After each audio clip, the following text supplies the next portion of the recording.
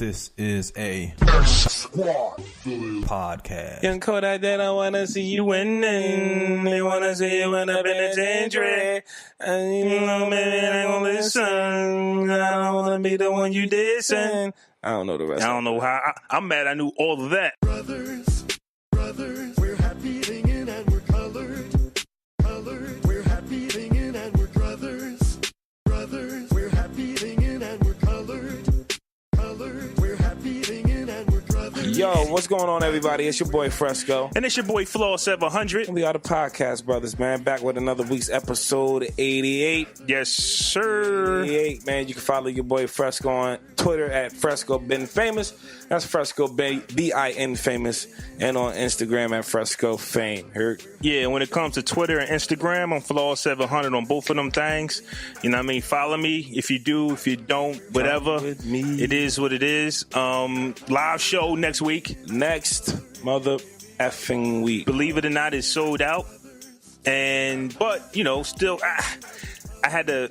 It's people saying they're having trouble getting tickets, which is baffling to me because no one else had trouble getting tickets. I don't really care about that. I put a few more tickets up on the site, so... Lady. But you can get them off the Podcast Brothers website, which is thebrotherspod.com.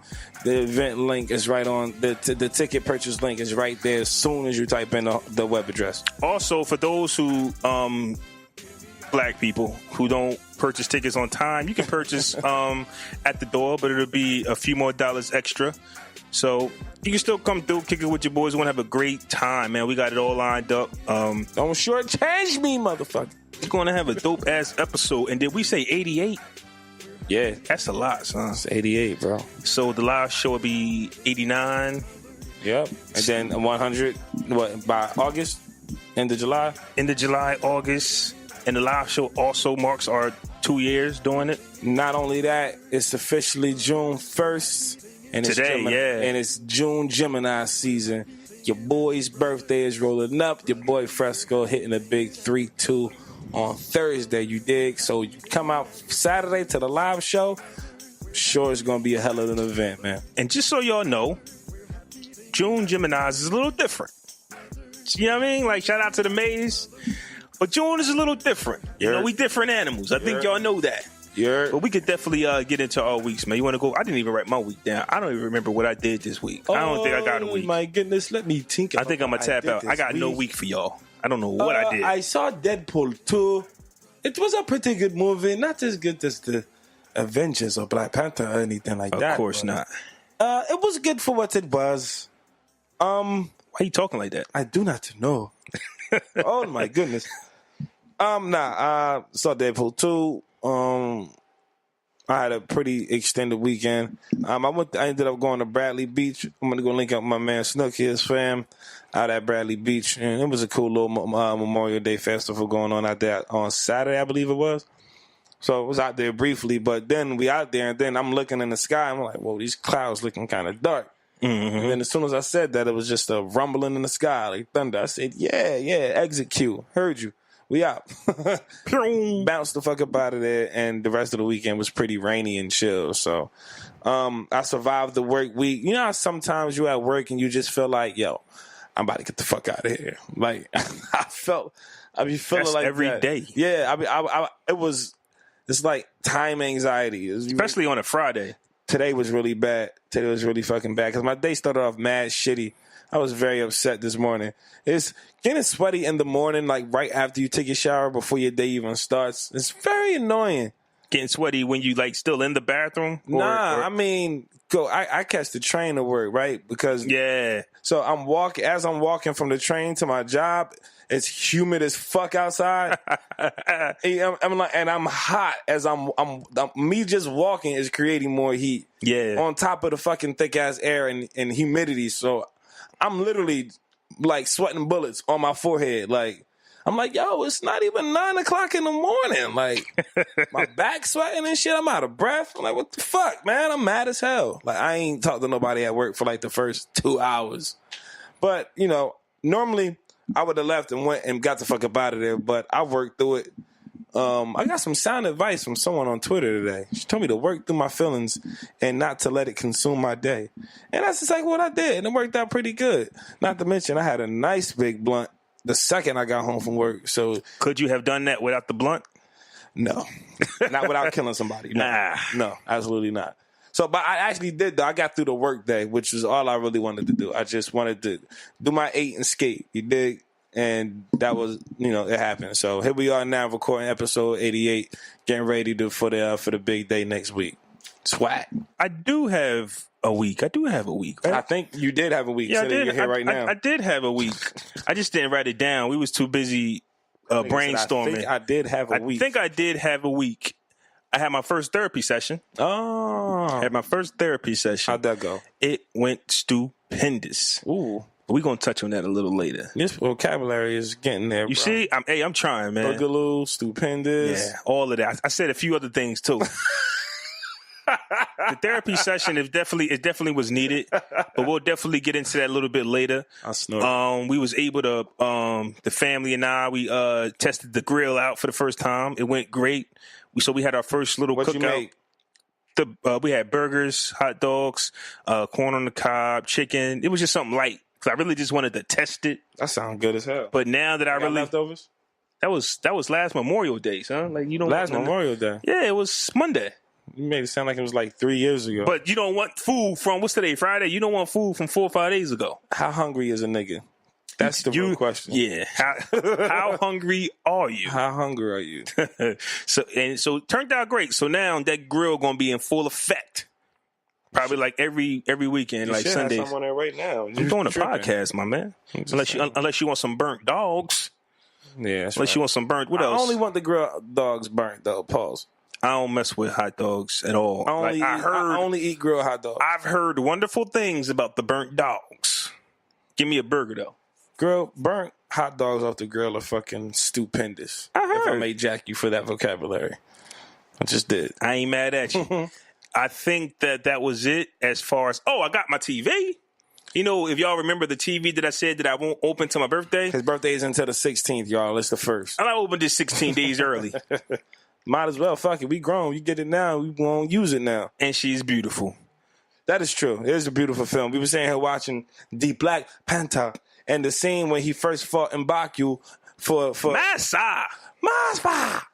When they first fought, it looked like we was really about to fall off the edge of this motherfucking waterfall in here. Like, damn, this TV is beautiful. It must be velvet. Splash. It must be. What else? So, yeah, I got the TV. And let me tell you why I opened it. It came fresh off a truck. So if you get something delivered, you want to look at that TV to make sure that it's no damages. It's I don't want to open this TV June 16th and it's cracked. Screen. And I can't call nobody because the 10-day warranty is up. And I'm fresh out of a TV that I got to pay for. So he was like, you want to look at. So he was like, you want to look at the TV to make sure it's good? I said, sure, why not? We cut open the box. We pull it out, pause. Yes. And it was out the box. So I said, you know what? Put it up. Snap the legs on, running it down to the man cave. I'm down here rocking.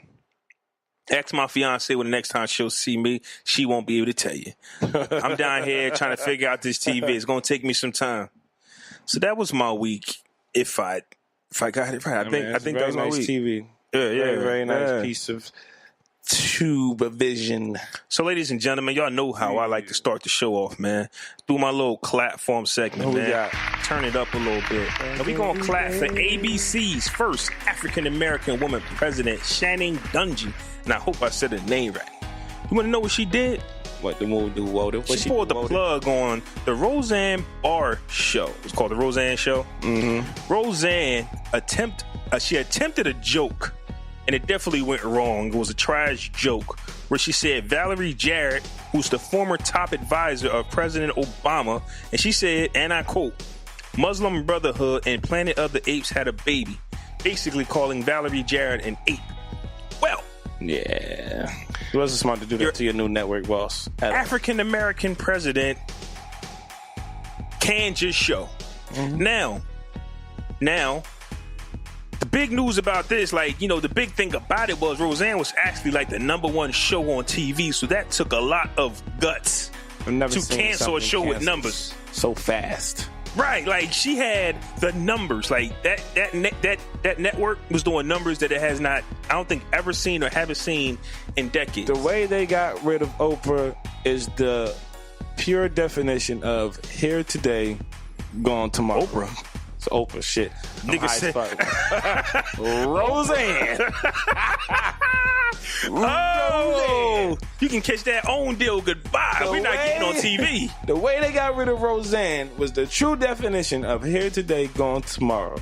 That shit went like wildfire on her ass. Especially when you got the right people in charge. And I think that if it was anybody else, but the African American president, I forgot her name, Miss Channing Dungey. If it was anybody else of any color of anything, like, you know, Caucasian, you know, I don't think that she would have got the axe. I think an apology would have been good enough for, you know, people, right, because she's already under fire from the president and everybody else on that side about, you know, oh, you can't take a joke. It was a joke. You know, got people feeling sorry for her, but it was trash. I didn't know she was a comedian. Like, I don't know. I've never known. I know she's done stand-up. Roseane has, but that still don't make you like a comedian. I've never watched Roseane. I don't. Really don't care. Yeah. So I'm glad. Shit. Cool. So I'm glad that she's gone. So we're going to, but you know what's crazy though? It's like the kind of shit that don't, like, see how fast they got rid of Roseane, but that lawyer who went on a racist rant on those Spanish people in that restaurant in New York, he's not going to get disbarred for that. I don't understand why it applies to some and not others. And that's why I'm clapping for Miss Channing Dungey, because she made the call. Whoever's in charge of his firm or whatever, you're not going to make that call. She George Bush the button on her ass. Mm-hmm. Push that button, why don't you? Now, on the flip side, you know, once again, you know, so we're going to clap for her. Every day because she did one hell of a job. Platform. But with that being said, there is a Blackish episode about kneeling athletes that will never be aired thanks to creative differences between ABC and the show creator. Is that a fair trade for everybody? It's like they kind of blackballed Blackish because they didn't want to put that controversy episode out, but they just got rid of Roseane with the quickness. Are we good with that, or are we just like, nah, y'all still got to air that Blackish? Was that decision made under the same presidential campaign? What it says is creative differences between, it didn't basically say names, but it's creative differences. But she just became president at CBS, right? It's not CBS. It's ABC. It's ABC. ABC. Excuse me. I don't got my notes up in front of me. I don't remember when she joined. But it's. I think that episode happened this season. Like it just got recorded a few months ago, and it was part of this season. Depending on when she got the job or not, that might have or might not have been a part of her choice or decision making. I'm not saying her personally. Right. Like, I'm clapping for her. Now, she might have looked at this, and there's other people on the board. Like, they're giving her all the credit for canceling Roseane. They're not putting nobody's name on the Blackish show being taken off the air. They're just saying creative differences between the creator and the network. Mm-hmm. So it's kind of like when you look at the Roseane situation, they'll tell you who pulled the plug on that, but they won't tell you who actually pulled the plug on that specific episode. I mean, that's a real... I fail to understand. No, I don't fail to understand. I understand perfectly well. But although it shouldn't be as controversial as it is, kneeling for the national anthem during the football game has become a really tender thing in America amongst millions of countless other things as well. So I can see how a network might be iffy about releasing that imagery, you know what I'm saying, on their network. I can see why they were like, wait a minute now, hold up. Y'all might be, because these people out here is real about this shit, you know. Even though, you know, it's an episode that might, especially on the creator's perspective, on the creator, it's an episode, art imitates life, so, and that's a real thing. So that would have been a great episode to have aired, especially by the family that they got played on Blackish.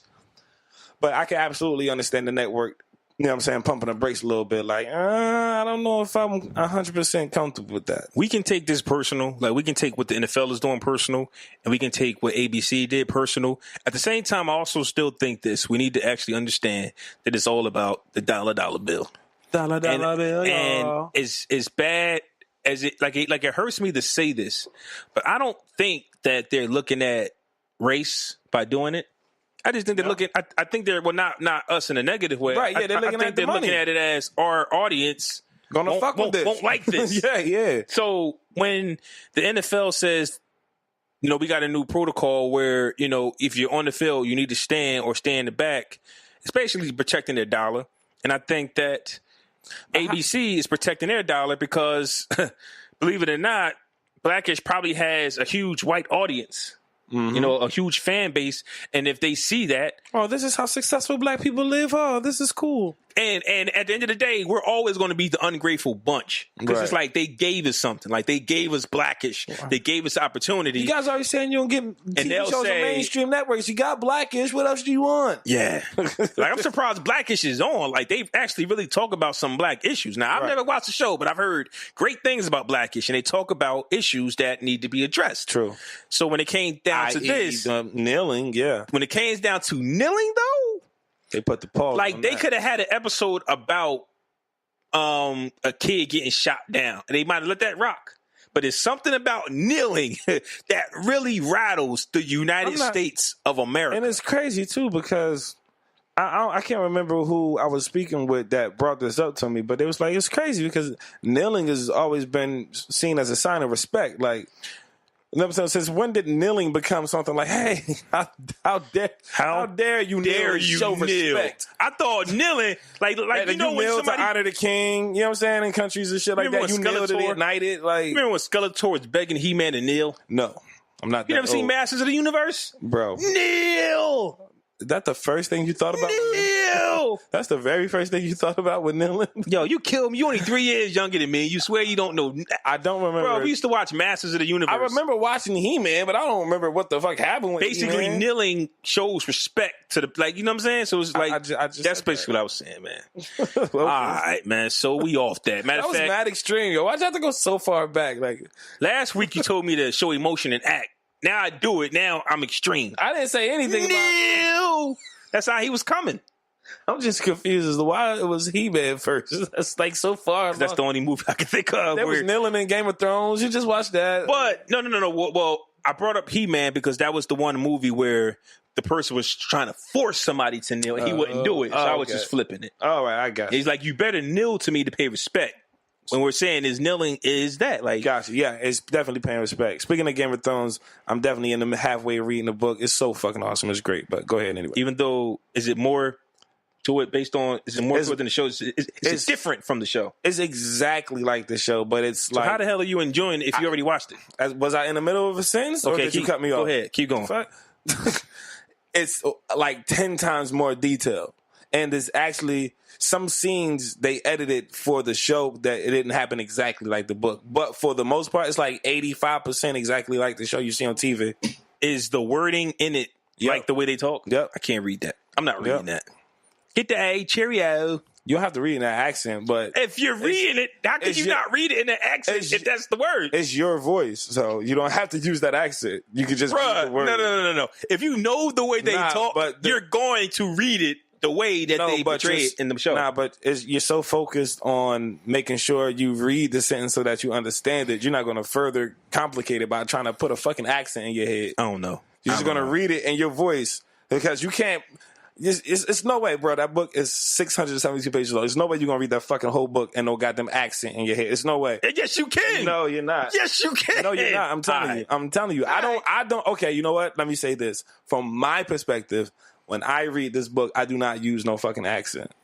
I don't really believe that. And I actually think of the show and the part of the show, you know what I'm saying, that the book portrayed when I'm on that part, I don't use it. I read the book. I think about what they might be doing at that moment or where they might be seated based on how it's detailed in the book, but I still use my own voice because it's me that's reading it. Interesting. Anyway, yeah, kneeling is crazy how big of a deal that shit has turned. But, I mean, I can absolutely understand. And it's kind of cool that the director or the creator didn't blow it up, too, make it seem like a bad thing. Like, hey, man, they're blocking me from, you know what I'm saying, from pushing my art. Like, he had to understand where the network was coming from as well. So that's cool. All right, man. So we all for that. and I want to get down to the get down. Pusha T versus Drake. Ugh. Last week, we told you mofos to leave Drake alone. Now, you motherfuckers better leave Pusha Terrance alone. Wait. His name, wait. I never knew it was Pusha Terrance. His name is Terrance. I know his name is Terrance, but I didn't know his name was Pusha Terrance. What'd you think? What? I didn't know it. I didn't put them two together. Out your mouth, you just said, wait, I knew his name was Terrance, but I didn't know it was the Pusha Terrance. Why wouldn't I never put those two words together. Why wouldn't the T stand for his name? Because Pusha T is just fire. Like, have you ever asked yourself what does Ice T mean? I have, actually. I just never cared to look it up. I've never thought of what a T means. So I just went with Ice T, Juicy J. I don't know what the J means. I've never cared about what the initial meant. You might want to look into stuff like that just for, fun fact purposes. What does Juicy J mean, you know? I have no idea. I never thought to care. But all right, so why? Okay, so you see where I'm at, though? Who was we talking about again with the initial? Pusha T. Oh, yeah, that's right. I mean, he hot right now. There's just shit floating around. So. His nigga name is Pusha Terrance. I didn't know. Ugh, Pusha Terrance. So let me give y'all a little timeline real quick, man. Catch you up to speed. First off, whether y'all know it or not, Pusha Terrance and Young Money, Cash Money have been beefing for over 10 years. Yeah, it's been a while. It started with the, what's that clothing line? Babes. Said Lil Wayne stole his style for dressing and shit. Well, he said he never actually, go ahead. Alfred. I don't really know because I didn't take down them notes. I didn't really want to go through a whole 10 years. But actually, Wayne, Baby, and Clips have been going at it for 10 years, which kind of upsets me because what happened to that boy is a classic. Yes, that's hot. And we'll never see that performed ever again. So stunning patty cake, the Birdman push up, Birdman, daddy leave them things in the bushes. Big look, the wide, yeah, that thing fire. Loose lips, the wide pussy lips. But mommy, your wide beans with wide skinny lips. She takes my flight, she holds my weight. Why them police staked out from state to state? It ain't nothing to a baller, baby. Yo, Birdman got a flow. He trash, but he got a flow. So you'll never see that song be performed live. But at the end of the day, let's go down to it. On May 25th, Pusha T released his latest album, Daytona, which many are calling a classic, with the song Infrared on it. Drake released Duppy Freestyle, the same exact day. And we like, whoop, he just killed this dude on his release day. Yeah. And hit him with the what is it, Duppy Freestyle. Duppy Freestyle. On May 29th, and keeping in mind, people, we live in that microwave era where you got 24 hours to respond, which I think is dumb. I think it's dumb. Take your time, man. May 29th, Pusha T fired back with the Adion Freestyle. I took a poll on Twitter, and I asked, and on Facebook, who do you guys got winning? So before I get to those results, I'm about to have a little conversation with bro. Did you think Pusha T would come back like this? No. I knew he could rap. But I wasn't sure of how he would be able to chink his armor. You know what I'm saying? Yeah. You could say some shit, but you got to say some shit that's going to hold some weight. That's going to make you look funny in the light. That's exactly what he did. You look at picture. First of all, the album was, well, not the album cover, but the picture that he used for the diss record, the blackface image of Drake. You know, that's a stab in itself. Although I would go a little bit and say it was slightly overrated, but that's just me. But the picture of the song, the picture, okay. But I get the shock value of it was 100% on point. Like everything he did, and the content of the diss was like, damn, that on top of the image and the shit you saying, and he was talking greasy like. How dare you put yay in my verses? I'm selfish. I want all of the curses. Like, yeah, nigga, like, no, it's me, nigga. Like, don't involve nobody else. This shit is me and you. Fuck all that other shit. But that shit was hard. He was so disrespectful. That's a fact. He was so disrespectful. I definitely didn't think. I knew he would, just not like that. Because I think he's got a lot of diss records going at Wayne and Drake. Right. He never had that freestyle where everybody was like, whoa. Because he got songs that only like the bar head to catch. Right. Like, you got to be a certain type of dude to listen to Pusha Terrance. Well, now he stepped into a ring with Drake, so that brings on in a social media era. But Pusha T ain't really been on like relevant social media wise and gossip such as this. You know what I'm saying? So it's just all coming like full circle with all the attention that Drake gets on top of just the social media heads who want to be involved with the meme wars.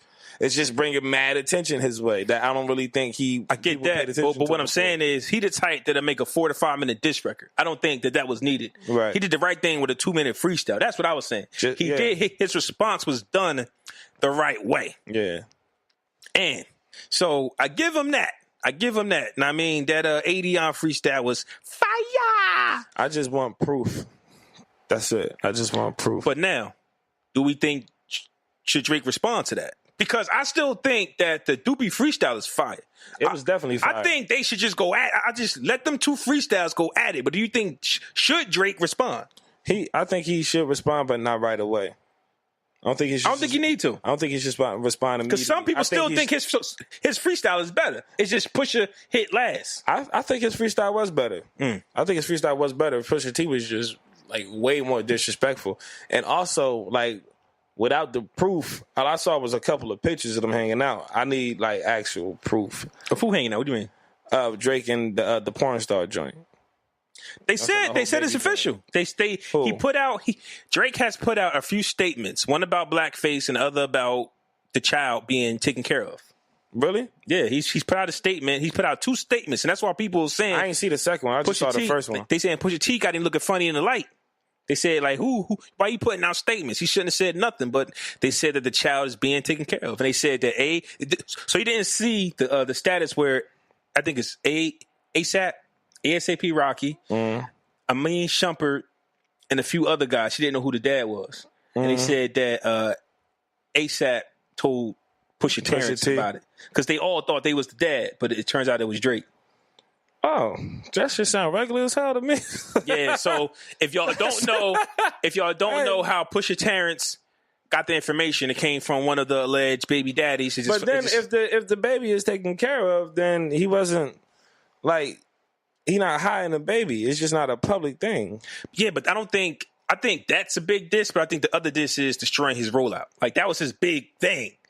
That was his big Adidas brand line. Yeah. So now it's like you ruined it.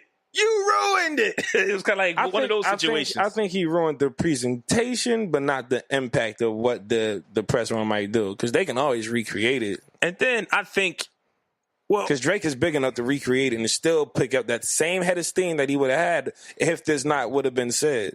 Well, so I don't really think that much damage was done in that regard. We got to see, because I've never seen Drake this quiet during this time. Like normally we see him smiling, laughing at the competition, and why this is going on. He's like, yo, why didn't Meek find these memes? Well, not meme, but pictures. He was too busy touring and on opioids. I get it.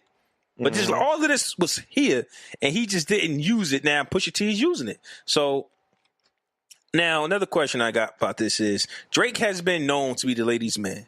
But do you think that this hurts his reputation that allegedly he got a porn star pregnant and she's not even, like, I'm not judging her, but when you Drake. I'm definitely judging him.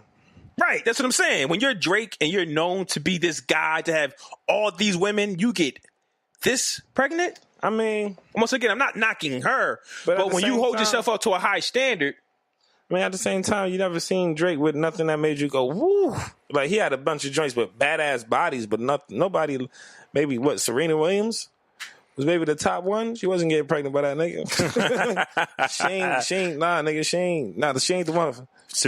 Serena, Rihanna? Different time. I mean, I'm just saying, the women that you know of, you like just the ones you know of. Niggas, everybody knows it's always the ones under the tuck. Those are the ones that you want to make public, but you still got the ones that you call on a. I get that, but that's what I'm saying. When you're Drake, are you surprised that he has a rainy day, bro? Like, no. why aren't they all Shazam? I mean, maybe she got good box. Shit, what the fuck? Just because she ugly, don't mean she don't know what she doing. I'm not shaming sex workers. I'm not doing none of the above. But what I'm saying to you is, if somebody holds themselves at a high regard in the public, but then they come out and say, hey, well, my baby mom is a such and such, you're going to look at them a little funny in the light. That's all I'm saying. I think. Nobody's brand new penny shiny, man. I know. So don't present yourself to be that. That's what I'm saying. If you present yourself to be what that. What you mean? all Drake raps about is women. So in your head, you thinking Drake got it. But when you see what it really is, you're like, God damn, maybe Drake maybe he had an off night, like he had an off game. Yeah, but that don't negate none of the other stuff that actually happens either. But bruh, everybody's tricks. I think you're missing the point. I'm just saying, you got that one person. Like he could have smashed the porn star he want to. But that's the one you had a baby by? Like out of all the women, like that's a raw deal though. Yeah, that's what I'm saying. Deal. Like, whoo. Yeah, it's raw deal. For a guy who, like, listen, you do not have to parade your child around. If you don't want your child, if you don't want the media to know that you have a child, that's okay. Like the way they used to groom. Had she would have been his girlfriend, that would have made it better. Yeah. Like the way they used to groom R&B artists, even rappers, is they would always tell them, even though you got a girl you married, pretend like you don't. Nobody, right? Because it's gonna fuck up. It becomes right. So if Drake did not want to tell nobody he didn't have a child, he didn't have to. So I can never say he was hiding the child. If the child's taken care of, it is what it is. I just think Pusha Terrance did one hell of a job exploiting it and messing up the rollout. Absolutely. And let's get to the disrespect. Was it too disrespectful? There's no such thing in battle rap, man. So Pusha T, I just seen the article. I just seen a clip from Joel Santana. He said Pusha T crossed the line. You crossed the line when you lost the bottom right half of your mouth. When you lost, what's that, like 10 teeth? When you lost 1, 2, 3, I don't 4, 5, 6. When you lost about 8 teeth. What was his reason? Too busy in the studio cooking up that coke crack. I don't know. What you mean? No. What's his reason for saying Pusha T went too far? Oh, my bad. I don't know. He just said he crossed the line. So I assume he crossed the line bringing a child into it, I believe. Talking about somebody's kid's mother and a child, even though Drake mentioned his fiance's full name. Right. So how do you feel about when Drake did it, though? Was he too disrespectful first?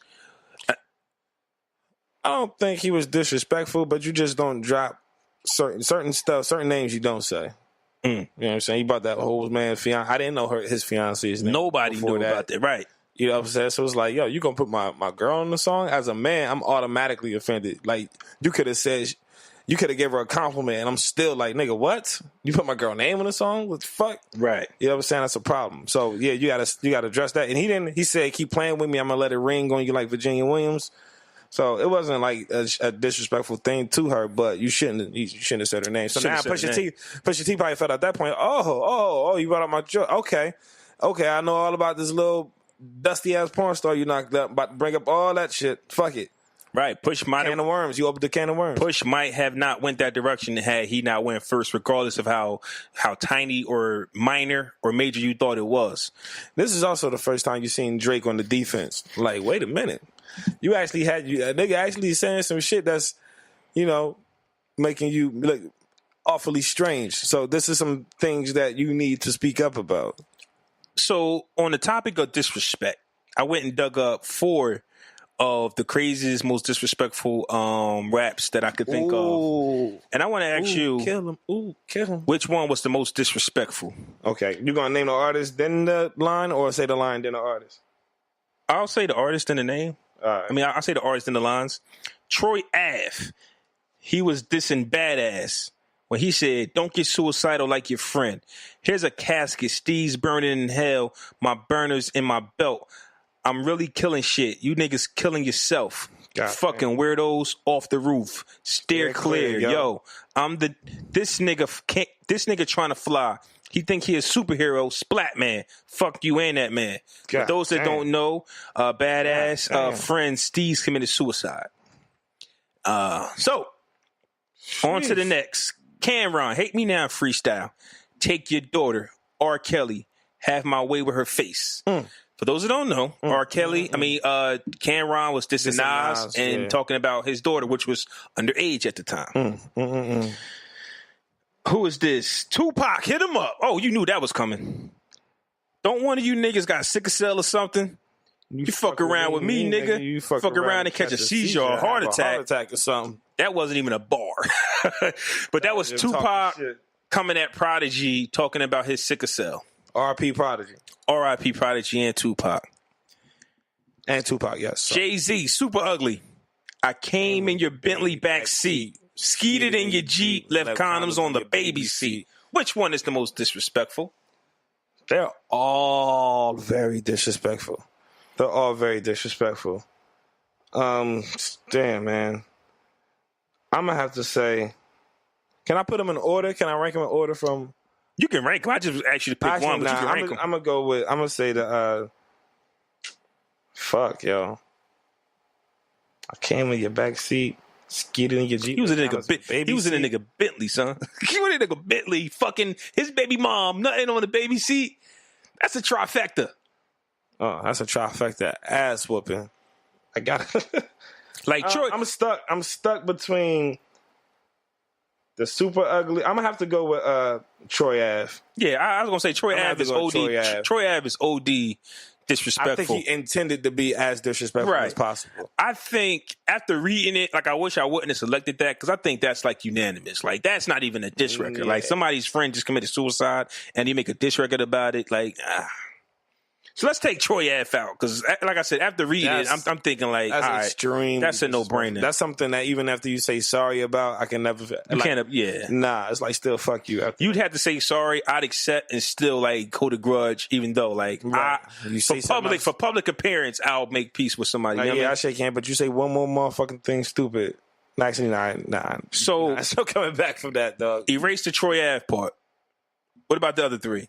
Without the Troy Ave, I'm gonna have to go with Super Ugly, Jay-Z. Yeah. Damn, Nas got it bad though. Not only did Jay-Z had sex in your Bentley seat, skid it in your Jeep. Well, first off, condoms on the baby. I think her and Nas, even though Nas was out there doing his thing in the streets, I think her and Nas were still kind of together. So not only was Jay-Z smashing your girl, your kid's mother, he was in your Bentley and he nutted on the baby seat. Whew. I think I'm going to Cameron though. I got to go Cameron because my daughter wasn't there. Like you said those things, and what my baby mom going to do, she going to do. You understand? And who knows if Jay-Z was really in the Bentley? That just might be. It sounds good. So that's telling me that Carmen was driving the Bentley, which means y'all was still together or whatever. I don't know. Right. But for you to have your way with my daughter at a young age. And there was a line that I couldn't find where Cameron was disrespecting Nas's mother, and she just had passed. Word? Yeah. Wow. Cam had to apologize for that because nobody knew Nas' mother passed. Wow. And, and he had some disrespectful things to say about Nas's mother. So I'm going with Cameron. And I don't think that Pusha Terrance and Drake has reached any of these levels. No. I don't think no bar that I spit. No. Well, my thing why I said that about Jay because it could be true. Like he was smashing his baby mom. That's the thing. It could be true. Like we all know that Cam. We all know Cam not taking it. Didn't do it. Right. But the thought of it is very disrespectful. But he actually probably. But Jay-Z really probably. He probably skeeted on that baby seat. A few drip drops got on the baby seat. Come on, man. Because she was like, "Ew, get that out of my face." Turned to the side, all over the seat. He probably picked the baby up out the seat a few times. In the nigga Bentley, dog. In the Bentley, yeah. I ain't no car seats went in Bentleys, to be honest with you, but I guess they go everywhere. So who do we have winning? That's the one thing that we haven't talked about. Who do we have winning? Who you got winning this battle, man? Pusha Terrance or Drake? At this point, it's a toss up. I think Pusha T is slightly ahead, but I'm definitely not counting Drake out. I don't know what the fuck he was thinking when he released that I'm Upset song, though. He could have left that where it was definitely at the wrong time. Yeah, he could have left that where he was at. Maybe he was planning on releasing that anyway before. Yeah, but you got to check the temperature. Like he's known for being calculated and smart. Yeah, that was neither. Yeah, and if you were to release anything right now other than the album that you promoting that's about to come out, it should have been in regards to the diss. You know what I'm saying? Not just the single. Like it wasn't really the right climate for you to drop a single. Yeah. Even though maybe you need it for spins or whatever. I wonder how many streams that shit still got anyway. You know what I'm saying? That I'm Upset song. Oh, it's still gonna do his numbers. When Drake's album drop, he's already gonna be like triple platinum because of all the singles. It's still going. Like his fan base is not ours. No. There's people out there right now that love that I'm Upset record. But I'm gonna go with Pusha T winning, even though I like Drake's song better. You know what I mean? Pusha T was cool. I love the Pusha T freestyle, don't get me wrong. Meek probably called that nigga after he dropped it like, yo, nigga. Yeah. He had to, like yo, who gave you this information? Why they ain't slide it to me? If shit get hot, tag me in. Yeah. I'm gonna go with Pusha T, even though I like Drake's joint. It's just Pusha T struck last, and like Pusha T don't need to do nothing. Like the ball's in Drake's hand. I think everybody's looking for Drake, and Pusha T is winning because the same thing that Drake did with Meek Mill is now happening to Drake with all the memes. Like if it wasn't for LeBron James and J.R. Smith, LeBron James, the Drake memes would still be going on. And even there's a meme out right now with LeBron holding his hand out with the baby. And right, Drake, and he turning it Drake away, turning yeah. away. So Drake is getting killed at his own game that he created. Everybody gets gotten a meme, yo. I took a poll on Twitter. Who's winning the battle between Pusha T and Drake? Drum roll, please. 58% got Pusha T. See, that's how I feel about it. Slightly ahead. Yeah. I got him slightly I told Drake drop something. It better be fire. Pretty sure. I mean, the thing about life is that, man, if you know something about somebody, man, 9 times out of 10, they know something about you, too. Yeah. And these niggas got access to figure out information. So who knows what the fuck can be discovered doing this shit. To keep it on, like with the Drake Pusha Terrance thing, Nicki Minaj comes out of nowhere and actually takes up for Drake. And she says something in the range of, first off, Drake writes for others as well, a.k.a. her, a.k.a. Wayne. Let's keep it a buck. I've heard plenty of people say that She Will record. She Will? Yeah. That was the Drake record. But it said, these days, Wayne is so far out of his mind. He can't, like, you're not going to get the Carter 2 Wayne. Mm-hmm. Or what's that song? What's that album? Got money that away. Carter 3? You're not going to get Carter 3. Carter 2, you're not going to get Carter 1, Carter 2, Carter 3 Wayne. Whatever Wayne you get now is going to be so dusted and still skilled, but Drake has to help him pen because he can't do it anymore. Nicki Minaj has been known to get help. So when Nicki comes to Drake's defense and says, well, Drake writes for others, and she says some other things as well. No, man. Cool. What was you going to say? Go ahead. Also, Kim Kardashian was on Twitter taking up for Kanye West regarding Kanye West and Rhyme Fest nonprofit organization, the Donda House Foundation. I think I'm saying her name correctly. Which one was more in the right for taking up for their men, Nicki Minaj or Kim Kardashian? As much as it pains me to give this answer, I have to go with Kim Kardashian in this instance. Kanye's her husband. So, like, that's there. Even though she don't know what the hell she's talking about. Never stepped foot in the hood of Chicago. And even though nobody exactly gives a fuck what she's talking about, like, she's coming to the defense of her husband. So that's commendable for that aspect. Now, when you actually get into the details of what she's talking about, now she was right, but what she was saying was grade A trash. That's speculative right there. You can do what you want with that information. But for Nicki to speak, she's corny, yo. Now, this is the same exact scenario that Meek was in. Your man, your public boyfriend, was in the same situation. You stayed out of it. You didn't come to his aid. Don't know what you're talking behind closed doors, but publicly you were a fucking ghost. And now this exact same situation is happening. You're just not with Pusha T, and you speak up about it. I felt like she should have kept them out of this, kept them out quiet about this too. Speak for what? Why speak? You thought we forgot about you not speaking up on Meek's behalf when this shit was going on? You ain't speak up for him with the rap beef. You ain't speak up for him with his court hearings. Yeah. What the fuck? And you just turn around and you give all that to Drake. That made me think you was probably fucking the nigga. That's what that shit seems like. I'm gonna go the opposite way. You didn't expect Nicki Minaj to say anything about Meek Mill and Drake. One's a label mate and one's her man. Stay out of it. Fuck label mate. That's like a coworker. It's fan, but that's who she make her bread with. And once again, Drake writes her songs, some of them. So I can't diss Drake. He butters the bread. She could eat. Nah, go ahead. I'm listening. I can't diss Drake. He's the hottest dude on our label, and he helps us all. I can't diss my man because he's my man. Kim Kardashian looks ridiculous talking about I'm going to take over Donda's house and have my kids run it. She looks stupid talking about Ron Fest, you got on fake Yeezys. Mm-hmm. Like, you look dumb on all aspects. And then you're making it so that when somebody disrespects you, now Kanye got to come defend you and probably get himself hurt because you out there talking to a grown man who might not really appreciate you talking to him like that.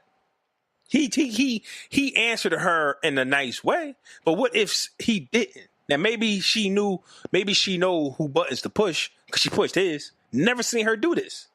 No matter who kills him on Twitter, she doesn't say nothing. But now you want to come at Ron Fest? She said, I can't remember who, but she's mentioned some shit. I'm not sure if it was a person or like a fucking blog post, some shit. I don't know, but I don't think she ever tried to check nobody individually. Maybe, I don't know. I can't speak to that. Maybe she has, maybe she hasn't. Don't give a fuck about it that much. And then at this point in Nicki's career, she needs the buzz. She needs the backing. She needs Drake on her side. She said her album was coming out June 15th. Now it's not. It's coming out like in August or October. So she needs to be in this on Drake's side. Like man, I guess I'm looking at, because that whole situation I've always looked at from Meek's perspective. So I would be like, nah, bitch, you corny as hell. Like once I heard, if I'm Meek and I heard her speak up, like, bitch, you super corny. Like, yeah, you corny as hell. This bitch, y'all heard what this bitch said now? Now she want to say something about the fucking. He had to say that. You know what I'm saying? Now you want to say something. Now this bitch want to say something about the. Get the fuck out of here, man. That's why I fucked you with Bell. Some shit that's what niggas do. Mm-hmm. But I've been thought she was. I always thought she was corny, man. I've never been a Nicki fan, so whatever. But if I think of success, it sucks too much stress. I blew up quick because friends I grew up with see me as a premium and nah, but my nuts bit. That's Jay-Z? Yeah. Speaking of Jay-Z, alleged son takes him to federal court over DNA tests. Rymir, I can't say his last name, so I won't, who's 24 years old. And he claims that he doesn't want any of the Carter fortune, just acknowledgement of his status as his son. This was never, quote, this is what he said, this is never about money for me. Rymir told the Sun, my whole thing is just to see who my father was, and honestly, I got my own money. I work 2 jobs. I take care of my own business. The 2 jobs got me. If my dad's a damn near billionaire, I'm not working 2 jobs. Bro. But what are we doing about this? I'm not working no jobs, bitch. You better come out the fucking pockets. You better come empty, nigga. What? Man, fuck that. I get it, the whole pride of a man thing, but swallow that pride and get you a juicy check and then go be powerful in private.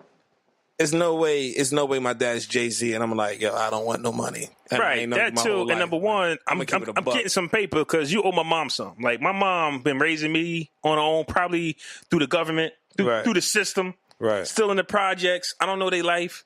He says he has his own business. Well, how about your business get a little boost? Yeah. You know what I mean? You shouldn't have to be working 2 jobs. But here's what I'm saying. If somebody, whether it be a father or anybody, did not want to be a part of your life, would you still want that answer? Is this my dad? Or would you be like, I don't care? If I don't know, yeah. Because you always going to have that question. It's better to know than to dismiss the thought because you can't get rid of that thought. So you'll go the same route he's going. Like, I don't want that from you. Not saying, well, you do want something, but... No. Fuck that. I would not go the same route he's going. I want to know if you my pops. And I also want you to compensate for missing out on all these goddamn years. 18 years, and I'm 24, and you owe a little something. Someone went to college, probably. No happy birthdays. None of that. Christmas. No fucking... No, teach me how to ride the bike, none of that shit. And you out here making millions, but I see you doing that shit with your other kids. That's crazy, right? Because imagine you being 24. I'm thinking about Beyonce right now. Like, Beyonce's still young. She's probably like a few years older than us. She's still in her 30s. How old is she? I really don't know. We've never known how old Beyonce is. Like, she's been 30-something forever. Beyonce, the Beehive going to hit us with all different answers. We showing B-Love, though, so don't come for us. Jay-Z's damn near 50. And that's grandparent status these days. And you can't tell me he ain't had no kid when he was ripping and running. Like, he wasn't doing his thing when he was ripping and running and could have ended up on some shit. But like look Drake. at it from Look at it from Beyonce's standpoint, though. A 24. Now, what if this is Jay's son and he has a 24-year-old son who more than likely probably going to have kids sometime? Mm-hmm. Beyonce's a grandmother. You see the picture I'm painting? Yeah. Beyonce's a grandmother with children. I think Blue was like 5. 7, some shit like that. Oh, 7 probably. So Blue's not in the running of having children in no time soon. Or the heir to the Carter Empire is at risk Then she cookie lying at this bitch. Yeah, so this is a live Empire episode. Lucius lying that moved on. Lucius lying that moved on with his life. Here come Cookie. You know, I help you build this. Right. Damn. I mean, it's fucked up dynamic. I think it's like that in the book I'm reading too with Game of Thrones with Jon Snow and Caitlyn Stark. Yeah, how she believes Jon's the bastard, and she treats Jon like he is the bastard child, like it's his fault that his father, you know what I'm saying, went off and did his thing with another woman, and he was born because of it. It's the same. I hate when people punish the kids. Like, it's not the kid's fault. You're gonna punish the kid, but you still loving the man that made this shit happen. Like, that shit don't make no sense to me. Yeah, it's his fault. Yeah, but you love him, but you hate the kid. No, he don't get nothing. Get out of here. You were an old mistake a long time ago. You're not a part. You're not one of us. I'm more of one in him than you are. Like that has to be acknowledged. That has to be recognized. Like, it's just to set shit right. It ain't no way you can tell me about family and legacy and all these fucking rap songs, but you sitting here disowning one of your own and not like that shit. That don't work, yo. So if Jay has been running from his responsibility, how are we looking at 444? Oh man. Oh man. If Jay is sitting here running from his responsibility, that kind of changes the whole shit. It kind of, now who else looking funny in the light? There's a lot of exposure happening, man. This shit crazy. I honestly hope I wouldn't take hold for that kind of dude based on how he speaks on family and legacy, how important it is. But, you know, even if it's not a part of the plan, it's still a part of the legacy. So that's why you kind of like, you hate to know these people personally, because it's always good to take a message from them. But when you actually try to get to know them as people, you realize how fucked up they are. You just like me. You just like me. You just, somebody's schooled you to the game, and now you know how to talk a good game. But in reality, if you was in my shoes, you be doing what I'm doing. Yeah, we out here taking care of our kids. Yeah. This nigga is a damn near billionaire and still not taking care of his kid.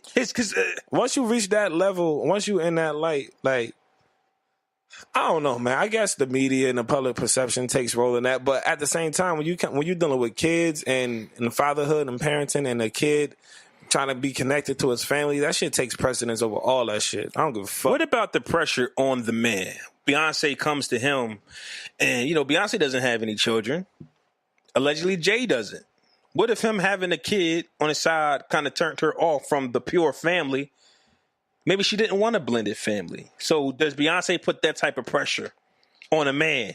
I think that not just Beyonce. I think women do that. But you got to look like Beyonce. That's what I mean. It's not necessarily I'm saying, Beyonce. But niggas might feel it's about not looking. It's about how that man feels about that woman. So if he feels like she feels Beyonce, yeah, I'm saying if he feels the way about her that Jehovah does about Beyonce, then, you know, he might be inclined to listen to what she has to say. But that's why at the end of the day, you're supposed to be a man and do the right thing. Like, that's what being a man is. Like, yo, babe, listen, hey, I hear you, and it's definitely an unfortunate scenario, but as a man, how would you be? How long would you love me more if I did this to one of our kids? You want to know? You know what I'm saying? Like, you want to know how this hurts? And I'm like I say, I'm trying to feel B right now.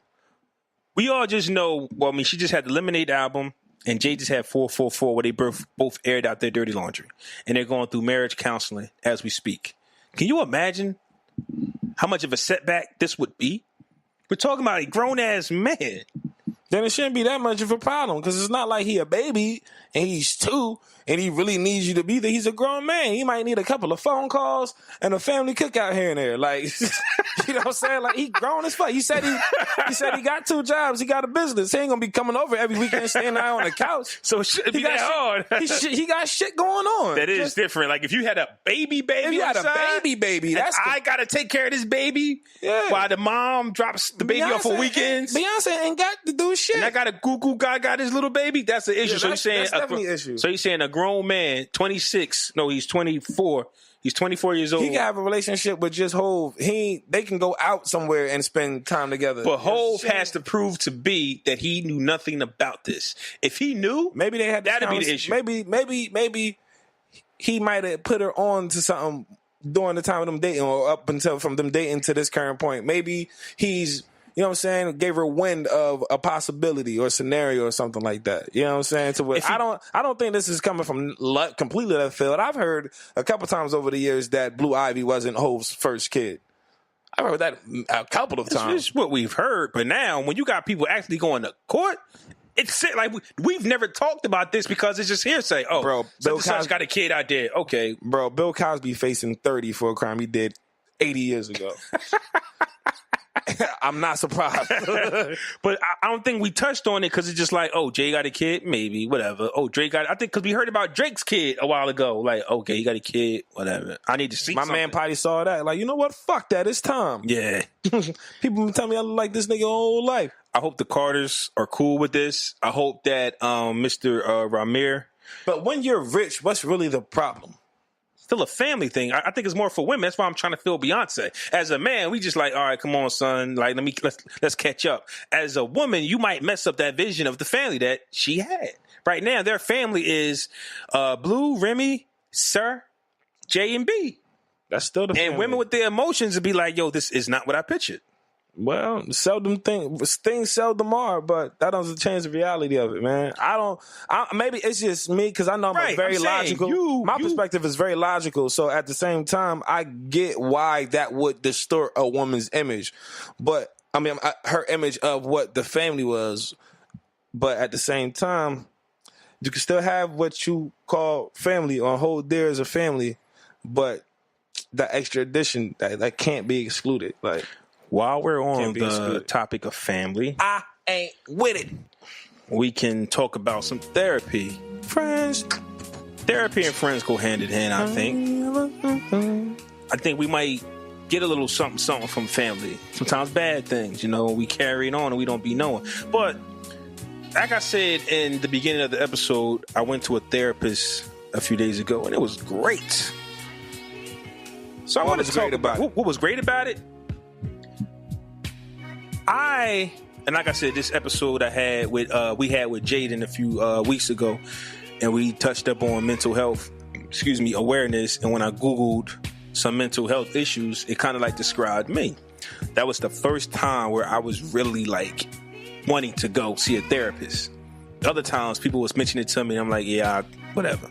I know people who was going, I was just like, whatever.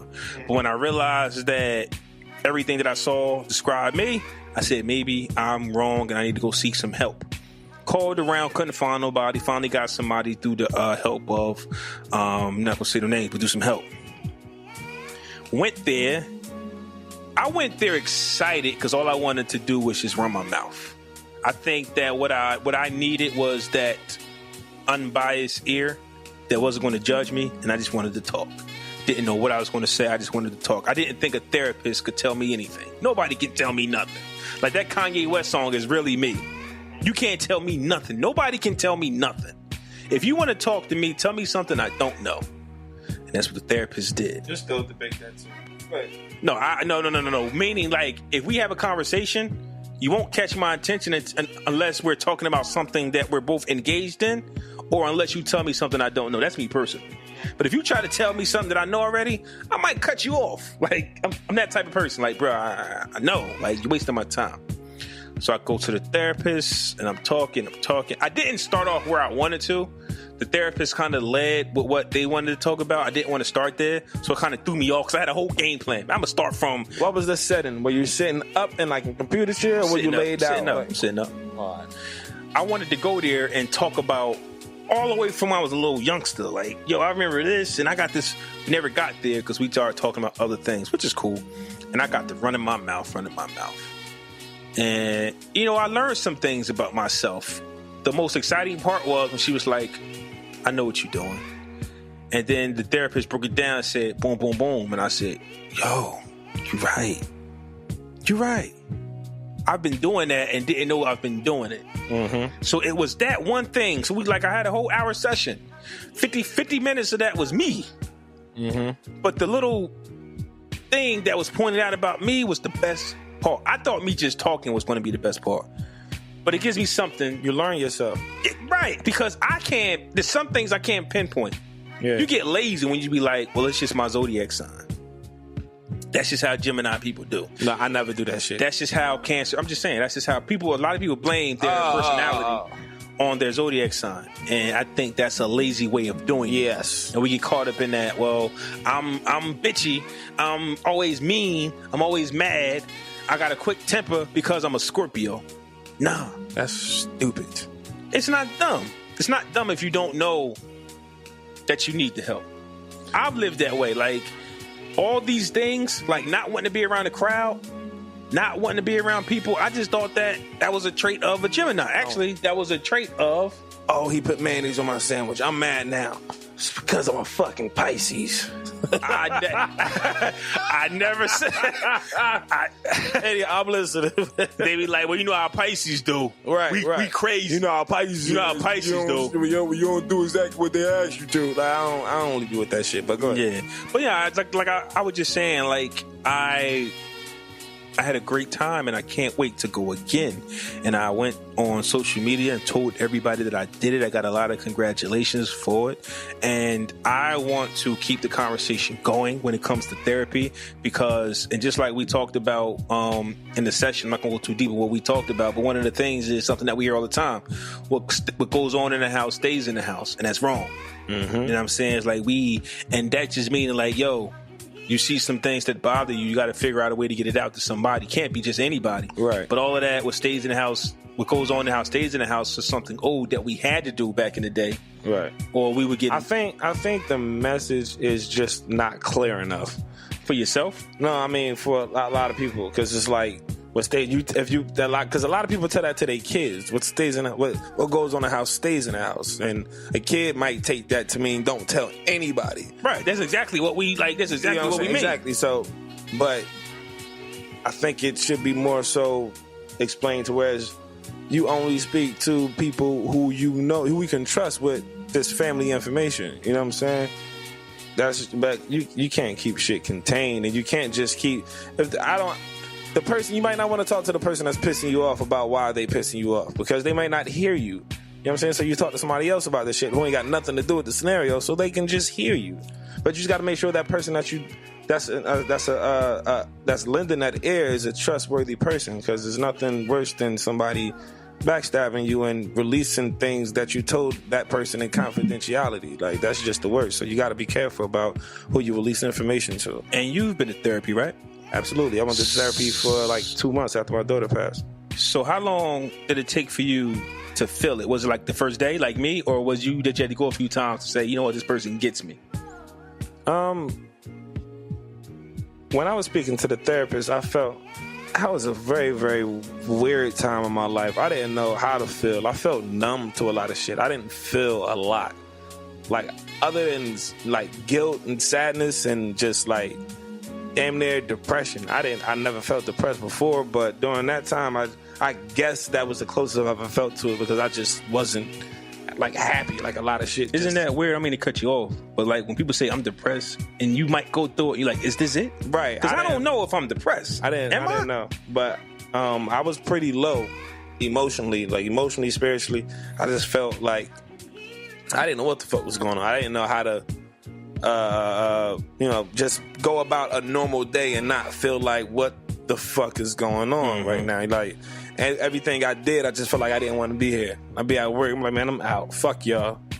I'd be at home, I'm like, man, I'm out. Fuck y'all. I'm just like riding around in the car, just listening to different music to fill my moods and shit like that. So, and you're not in a position to self-diagnose yourself. I'm not, right? Right, yeah. So I'm thinking, and I'm like, I just need to talk to somebody.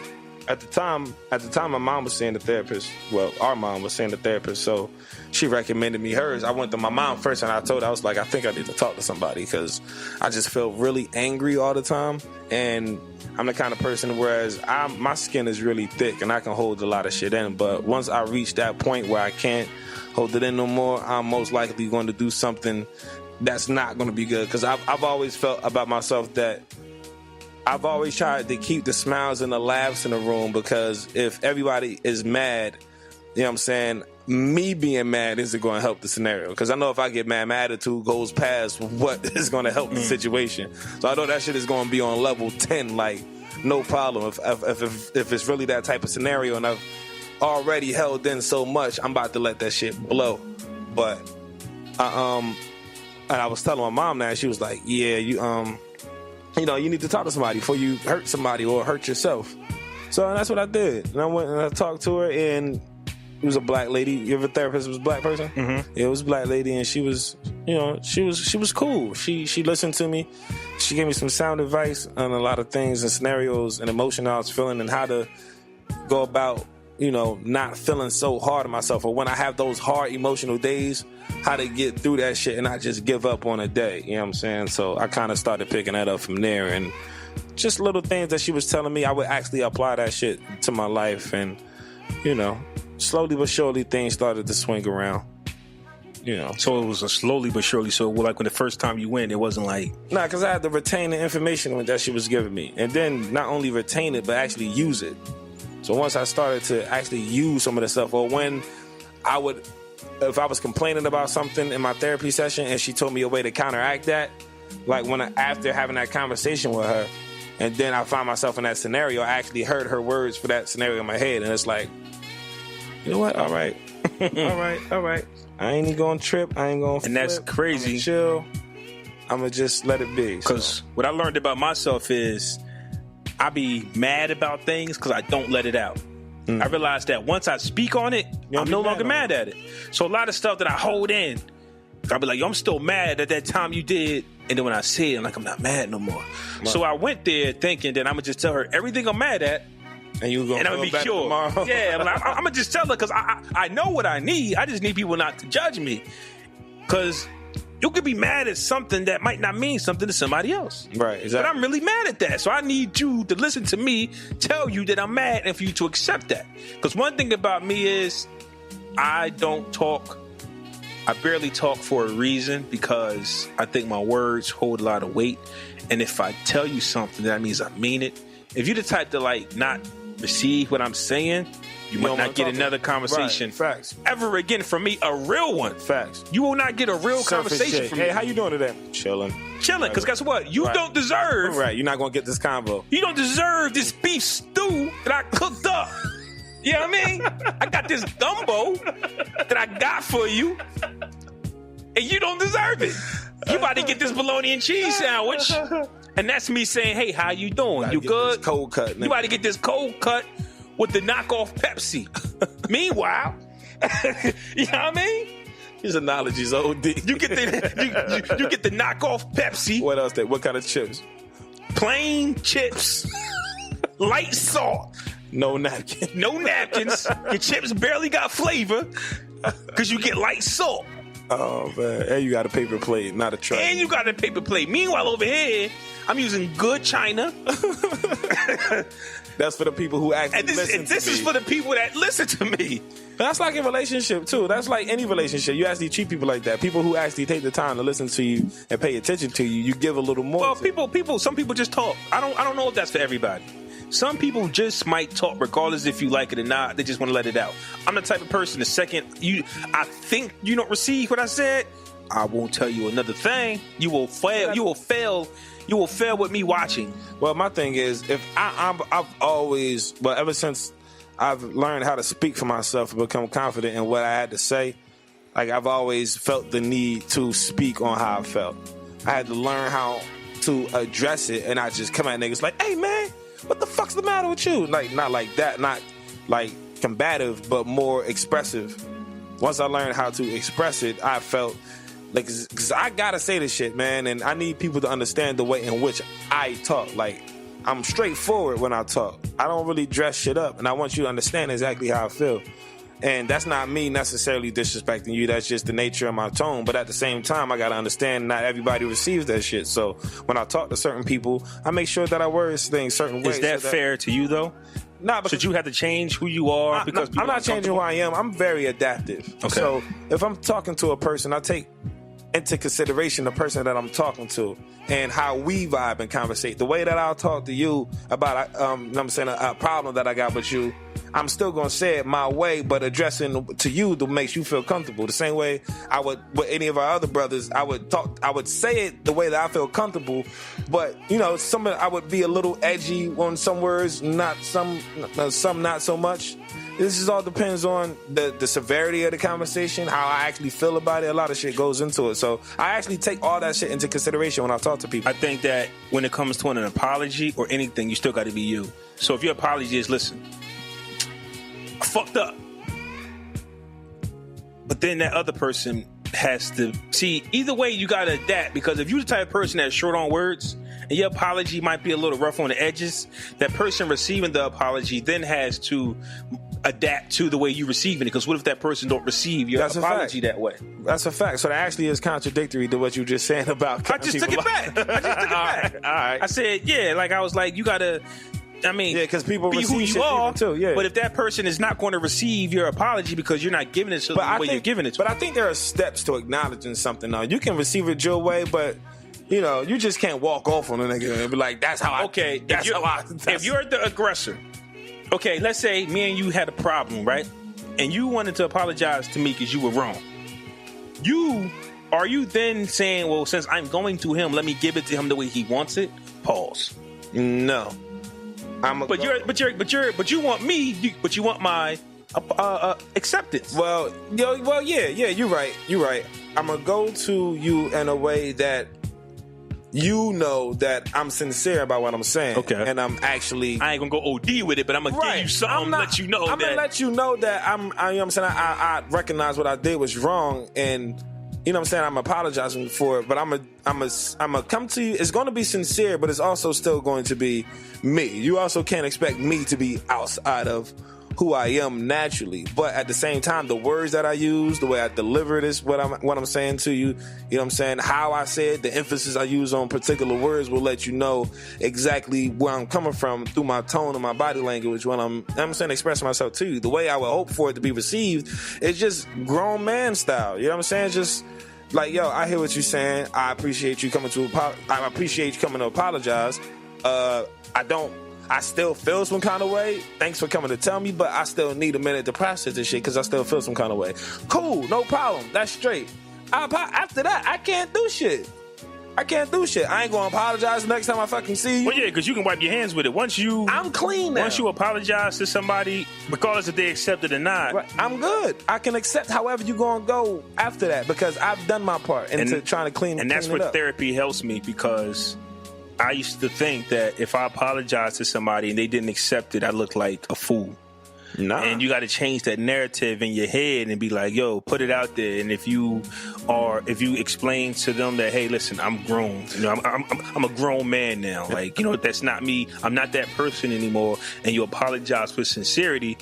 Is that the word? I think you use that word. All right. So when you apologize with that word, if the people don't accept it, that ain't got nothing to do with it. Yeah, but for some reason in my mind, I still felt like I was the one who lost that. Because you feel like, I mean, it was a stigma on that. Like, you feel like a sucker if you apologize to somebody and don't accept your shit. Took a lot of I apologize to you and you ain't accept my shit, and I should punch the fuck.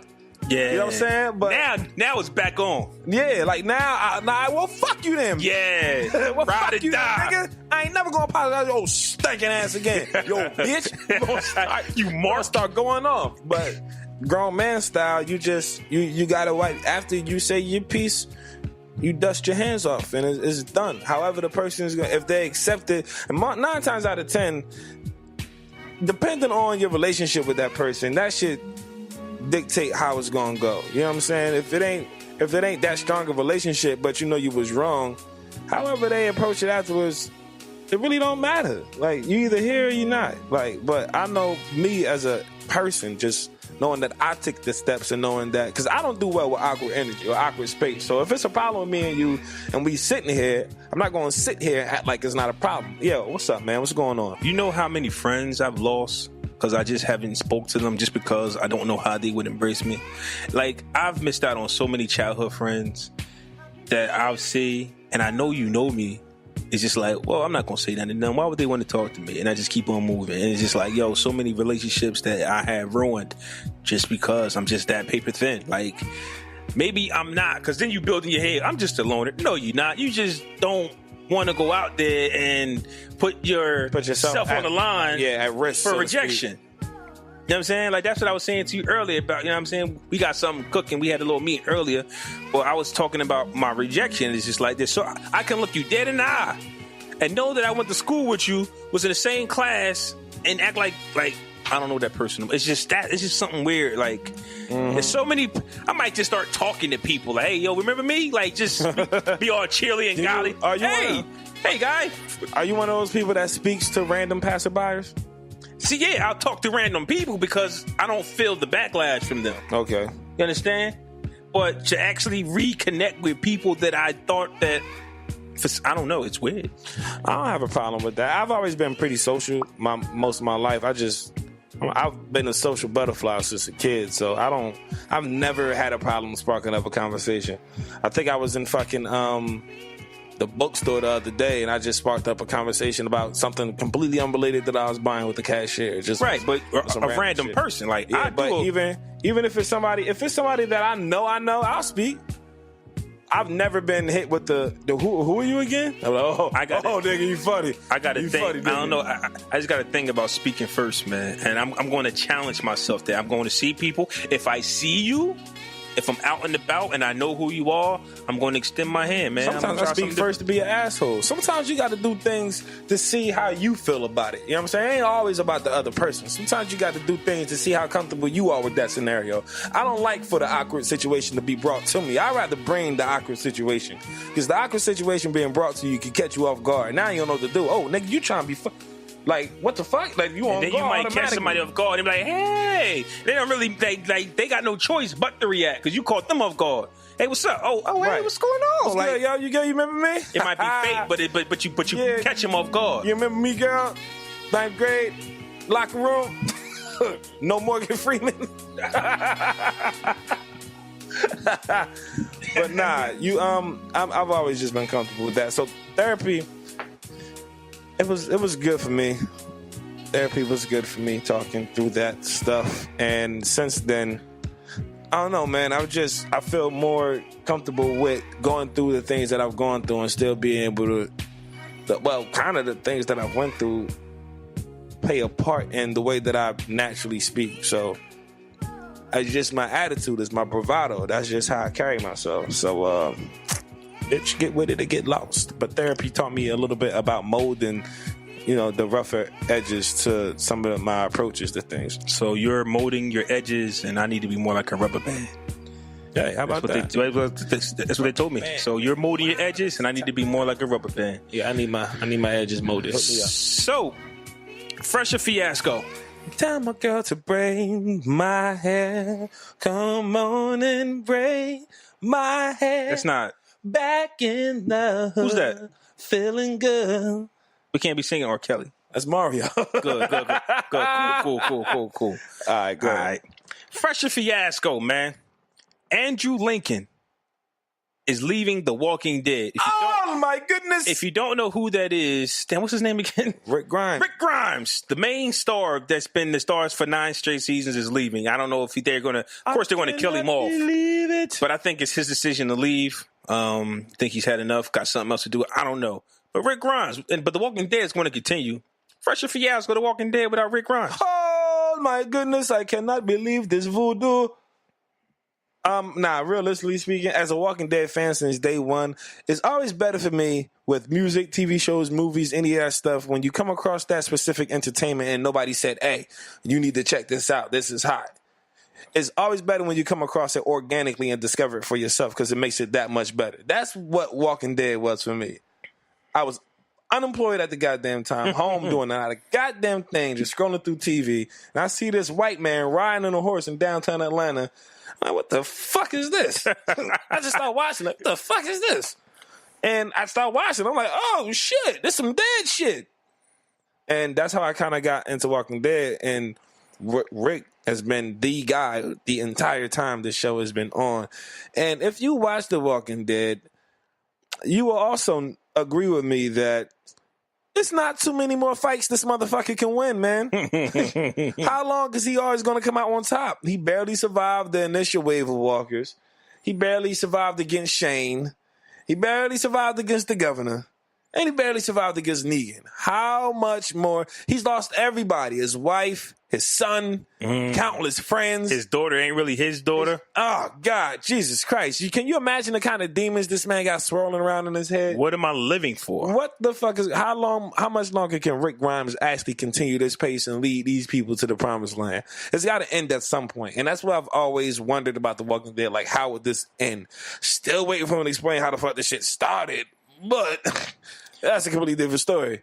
So, I mean, I think it's kind of fresh that, it's season 9 this is going on? It's going on 10, yeah. It's going on 10. So, like, he's been doing this for 9-10 years. It's absolutely perfectly okay. That's the equivalent to Chris Evans stepping out as Captain America. Like, all right, bitch, I gave you motherfuckers like 8 years of my life doing this. Let me do something else. It's another bag to get. I think it's a fiasco. Oh!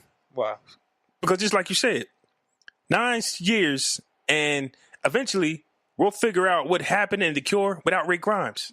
Like, he did all of this to not figure out what happened. Like, it's still going to be Rick Grimes, but just not Andrew Lincoln? No. I think they're killing him off. Oh, I thought that was replacing his. That would be dumb. That'd be dumb if they just switched out people. Now you got to kill him off. Yeah, you got to kill him. So let's say they kill him off. You think they could get a better Rick Grimes? I think Rick Grimes is Rick Grimes. What if they get a guy that look just exactly like him? It's never worked. We still make fun of light-skinned men. Nah. First off, Carl is dead too. Carl is dead. So there's nobody to call Carl. Either way, it don't work. Another Rick Grimes or they kill him off. It's like that guy, Andrew Lincoln. It's like the show ends at that point. Like, right. That's what I'm saying. Yeah. Without him, the main character finding out why this happened. Why this all happened. Yeah. All of them is going to go through this. So I'm going to say it's a fiasco just for that. Now, should he leave and do his thing? Yeah, 9 seasons going on 10. It's a long time to be doing one thing. I haven't really seen him in any other movie or show. But maybe what I'm saying is they could have figured this out a few seasons ago. He could be acting overseas as well. He is like London. Yeah. But I'm saying they could have figured this out a few seasons ago, and this man could have been on his merry way. They're dragging it out too much, man. So I'm going to go fiasco because he's not going to get a chance to see the end. Fresher fiasco. Drake's explanation of the blackface. Did you see what his explanation was? I can't remember it, but he was basically saying there was something about the black actors not getting their fair due. So he was just, blah, blah, blah. I think I can get behind that explanation. It looks bad. It always looks bad when you have to explain something. When you have to explain something that somebody put out about you, like, look at this nigga. The people are already laughing. So when you put out an explanation in the midst of people laughing at you, it makes you just look guilty as fuck. Instead of you just like laughing along. You know what I'm saying? But he did need to say something in regards to it. I think the picture is slightly overrated, to be completely honest with you. Had this been like 2016 Drake, and he did the blackface in the middle of his career, it's like, what the fuck? Like, what the fuck you doing? But this is young Drake before anybody knew who the fuck he was. He was an actor.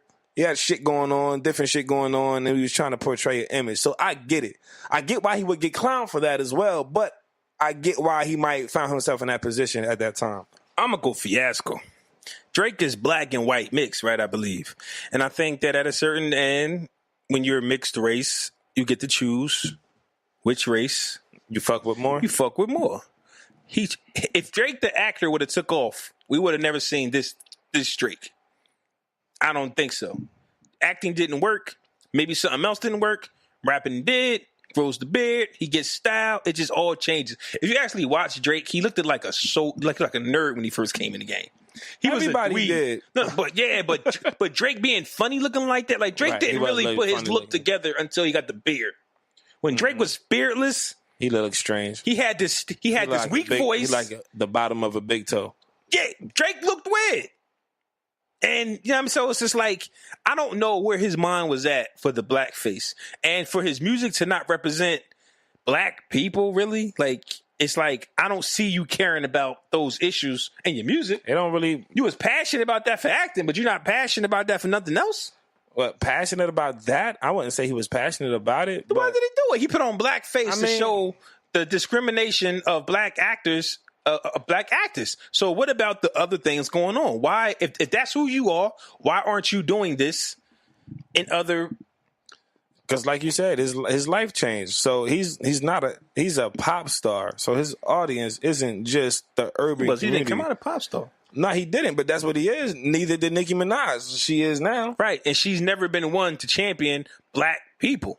What I'm saying is, because he is mixed, I think he had the opportunity to play both sides of the field, and when one didn't work... But I've never heard him outrightly claim, like, anyone other than black people. You know what I'm saying? I never heard him say...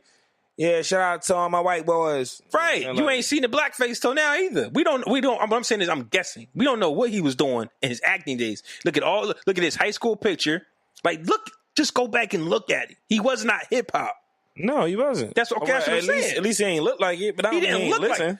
Bro, I'm not saying that he didn't listen, but what I'm saying to you is, if you look the part, he could have got away with being white. And if you think about it, if you had a choice, which one would you take?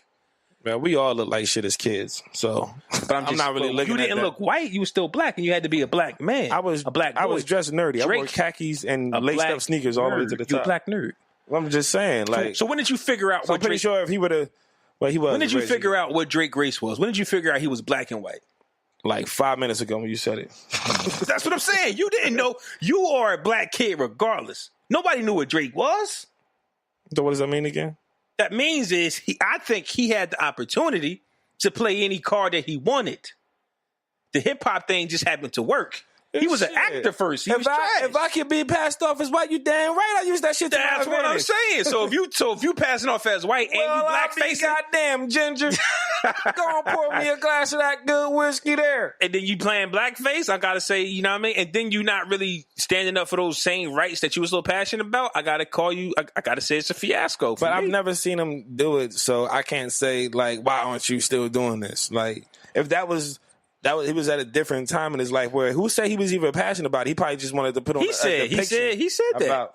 That's the memo he wrote. He said that he was expressing his something. I can't quote him, but it was something about the black actors not getting a cut, and he wanted to show how black people was being portrayed. So now he got to speak on every black issue for the rest of his life because he wanted to portray that. If you are somebody who care about black issues, you're going to speak on it. It's a natural thing. Yeah, don't act like don't champion this movement. And then all of a sudden, that ain't me. I don't have to speak on everything that happens if I want to speak on one particular thing. I could have read something about that. I could read something about a black person being abused in a particular situation, and it affects me, and I want to go hard for this situation. I'm talking about it, and then the next situation happens, I don't say nothing. Well, that situation didn't quite strike me the way this one did to make me, or there might have been a relatability factor with that prior situation to make me want to act on that, and not so much with this one. That doesn't mean I don't care about this. I just wasn't moved to speak on it the way that I was with this particular situation.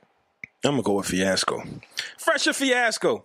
50 Cent was in Miami partying with Rick Ross' baby mom, the same woman that sued him for $7 million. The same woman that has him crying bankrupt. The same woman that he put sex tape out. Either he filmed the sex tape or he got it and put it out, either or. But he's out partying with the women that allegedly broke him.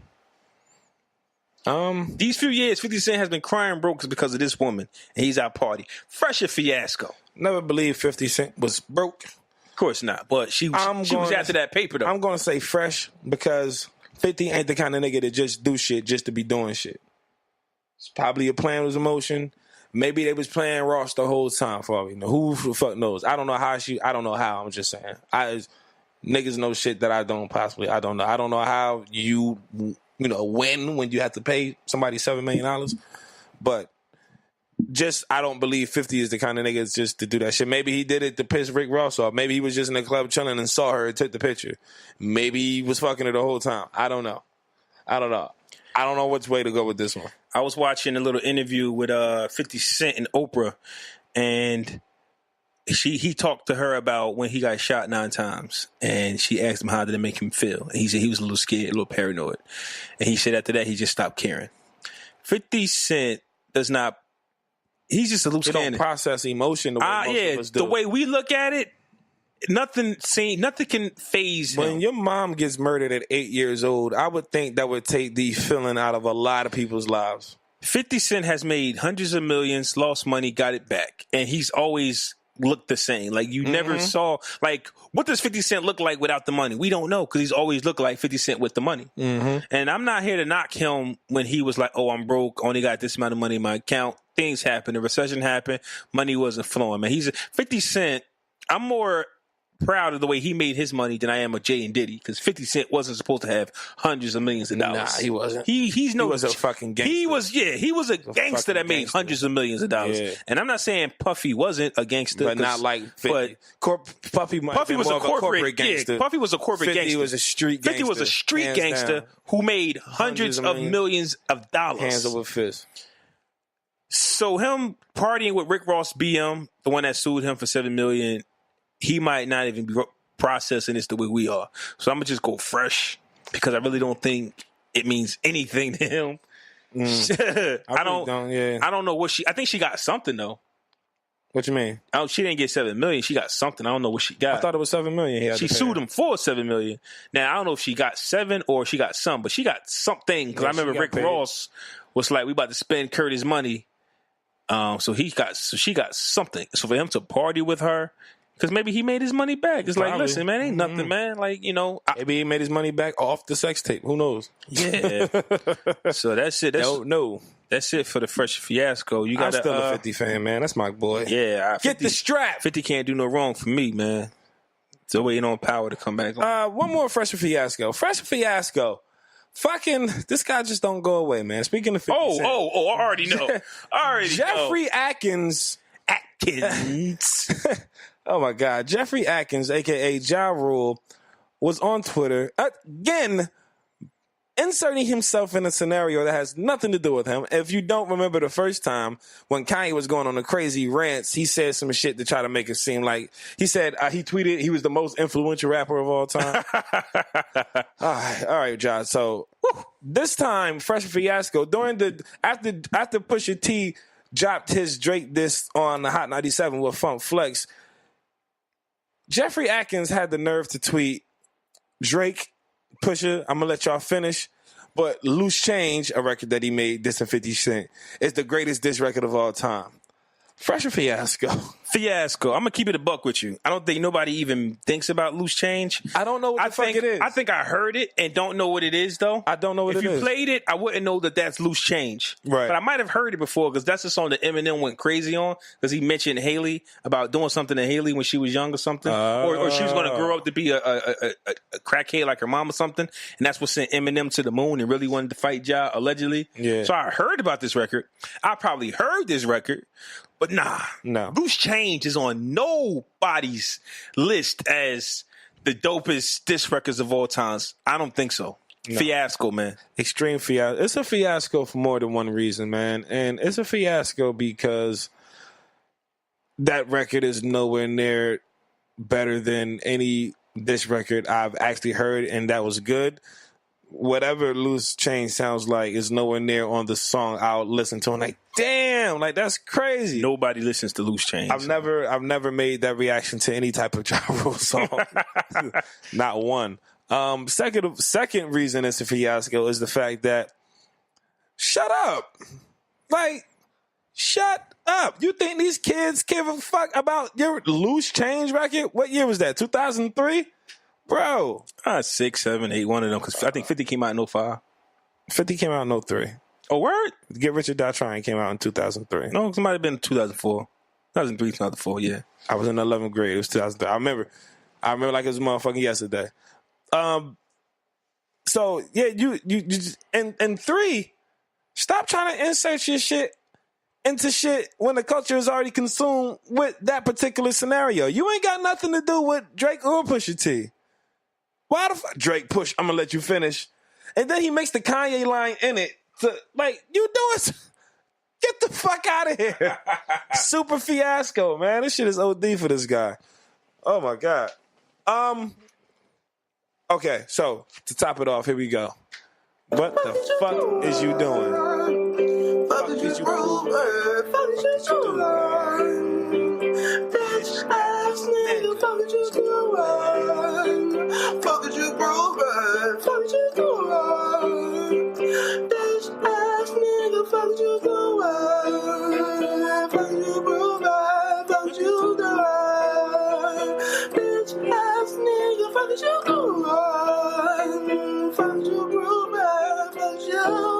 This fuck is you doing is a little bit of a double whammy. And it's currently got the world talking, buzzing, everything. Game 1 of the NBA Finals. 4th straight year. Golden State Warriors versus the versus the LeBron Cavaliers. For the Cleveland LeBrons.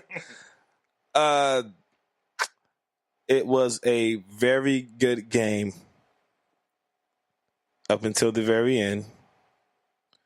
LeBron put it all on the line. LeBron was smoking going up against this juggernaut offense in the Golden State Warriors. Shout out to Kevin Love, too, because you showed up. Shout out to Kevin Love. He showed up. Last few seconds of the game, George Hill gets fouled. 4.7 seconds left. 2 free throws. Down by 1. 106 to 107. First shot. All net. Game's tied. 107 with 4.7 seconds left on the clock and a timeout remaining for the Cleveland Cavaliers. George Hill shoots the second free throw. It's short.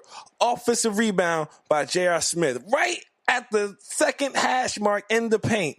Instead of going for a quick layup or a pump fake right at the basket to try to win the game, J.R. Smith runs to half court thinking they were ahead, not knowing that the game was tied, and that if he would have made the quick shot when he first caught the rebound, it would have given him a good shot to win the game. At least get him fouled to make the additional free throw. J.R. Smith ran to half court. LeBron, the whole fucking arena and bench screaming at him. Like, yo, shoot the ball. Where you going? Where you going? Shoot the ball. And when he realized what was going on, he kicked the quick pass to George Hill, but at the time it was too fucking late. Now we're going into overtime. Henny Jr. strikes like a motherfucker. What the fuck were you thinking, bro? They actually have you on camera as mouthing to LeBron as he's giving you that fatherly look like he wants to take off his fucking belt on you. As he gave you that stare down like, I can't believe this motherfucker. You mouthed to LeBron, I thought we were ahead. How the fuck did you think that? How? Because I wasn't in the game and I knew the fucking score. Right. I knew you wasn't ahead. I knew you were tied, bro. Now, it's not like it was a fast break play. You on a foul line. Play is stopped. You got time to look. It's strategies being discussed. It's assignments being pointed out to on the free throw line. Yo, you get here. Make sure you box him out. Like, everything is happening. You got the big-ass teleprompter above the court for all the world to see. All the information was in front of you. And just not only that, for yourself in the finals, going up against this team, you should be aware of the situation of the game. It's the end of the game. If it was the third quarter, all right, cool. If it was the second quarter, I get it. How do you lose focus like that in the fourth quarter? In the finals. JR, that's just highly unacceptable, dog. Like, that was the most brainless thing I've probably seen on a basketball court. In the finals. If you would have saw your face when you looked around when you realized that y'all wasn't up, I know you looked at ESPN today. You know how dumb you look when you realized that you just fucked up. It was at this moment. JR knew he fucked up. And I felt so bad for LeBron because it was like, yo, what the fuck? I was like, what else you want me to do, JR? Like, for real. I didn't give y'all 51. I gave you 51, bro. We were there. Great position. What the fuck else you want me to do? You want me to cut out my arm and bleed right here, right now? Because that's all the fuck I got left, man. Like, I'm tired. I want to win. I want to beat these niggas. Don't do this stupid shit. That's terrible decision making. Fuck is you doing, man? Fuck is you doing? Jesus. Bitch ass nigga. Got it. Also, part 2 of the fuck is you doing? Tyrone Lue. When you see JR grab the ball and he's running away from the basket, why don't you call timeout? Yeah, that's a fact. Why the fuck you ain't call timeout? Oh, what the fuck? Hey, ref. You supposed to be on that. Now, I understand 4.7 seconds is not enough time. But you motherfuckers have played basketball all year long. You ain't got one guy assigned to the timeouts. You don't have one guy assigned to pay attention to the clock. Now, I understand the initial shock of the situation. And the initial shock of this motherfucker running away from the court could set you back for a second. Yeah. Like, what the fuck? Hey, nigga, what the fuck you doing? And then you go to try to call a timeout. But you got to, oh no, you got to be quicker than that. You got to be the fuck quicker than that, man. So for Tyrone Lue, for you not being able to recognize the moment the ship was going to sink and not calling that timeout, I gotta ask myself, man, what the fuck was you doing? Fuck is you proving? Fuck is you doing? Bitch ass nigga, fuck is you doing? Fuck is you proving? Fuck is you doing? Bitch ass nigga, fuck is you doing? Fuck is you proving? Fuck is you doing? Bitch ass nigga, fuck is you doing? I give you that Tyrone Lue thing, but I just think that everybody was so shocked at what JR was doing. I think nobody knew, because if you look at it, LeBron could have called it too, but he was like, wait, all right, time out. Exactly. But it's like, what the shit is he doing? What the fuck? I think the whole arena probably had the same reaction at the same time. What the fuck is he doing? Yeah, I think, like, what the fuck is he? Even the Warriors bench. It's like, what the fuck is he doing? What the fuck is he doing? Yo, man, this was episode 88, man. Episode 88, man. Your boys, Podcast Brothers, episode 88, live show next weekend. Get your tickets. Visit thebrothers.pod.com. Follow the link right there on the homepage to take you to the Eventbrite link to purchase your tickets. I'm your boy Fresco. You can follow me on Twitter at FrescoBIN Famous and on Instagram at Fresco Fame. Schwag. And I'm your guy, Flaw 700, and I'm Flaw 700 on everything. Flat. Peace out. Deuce.